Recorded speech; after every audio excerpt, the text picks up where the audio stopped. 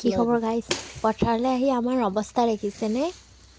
এতিয়া ভাত বনোৱা পালটো আমাৰ ভাগত পৰিল। ভিডিঅ'টো বাৰু যোৱাকালিৰে আছিলে, এডিটিং কৰিবলৈ এলাহত পথাৰৰ পৰা আহি ভাগৰ লাগিল, সেয়েহে আজি এডিটিং কৰিলোঁ। এইজন আহিছে ঢকুৱাখানাৰ পৰা পথাৰত ভাত বনাবলৈ, আৰু মই আহিছোঁ হেল্পাৰ হ'বলৈ গোগামুখৰ পৰা।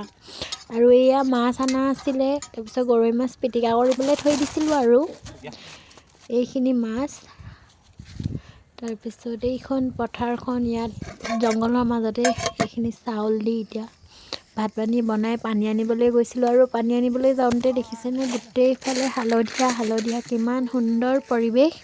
আৰু এইফালে ভাইটিয়ে পূৰা টিং লৈ পানী আনিবলৈ গান গাই গাই গৈ আছে।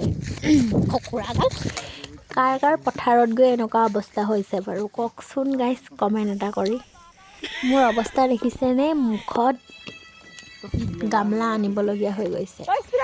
আৰু আমাক পানী অনা দেখি ভাত খাব হ'ল বুলি গোটেই মানুহবোৰ দাৱনীবোৰ দৌৰি দৌৰি ভাত খোৱা জেগাত আহিছে।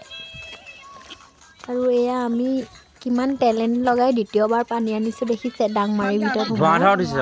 তাৰপিছত এতিয়া এয়া ভাত বিলাবলৈ লৈছোঁ আৰু গাইছ, সকলোৱে মিলি জুলি পথাৰতে এসাঁজ খাই দিলোঁ। আৰু গোটেই ককা আইতা পেহী ভাইটি বা বৌ চব সকলোবোৰে একদম মাছ, কচু, ঔটেঙা, লাই শাক, মাছ ভাজি, আলু। আৰু এতিয়া বেলিও হেলনীয়া হ'ল, আমিও ঘৰলৈ যাব লৈছোঁ। আৰু সিহঁতৰ কথা শুনিছেনে, মোক ভিডিঅ' কৰা দেখি সিহঁতি মোক ইনচাল্ট কৰিছে। আৰু এয়া এতিয়া সকলো ঘৰমুৱা হৈছে। আৰু আজিলৈ বাই বাই গাইছ। এনেকৈ পথাৰত গৈ কাৰ ভাল লাগে বাৰু কমেণ্ট এটা কৰি জনাই দিব।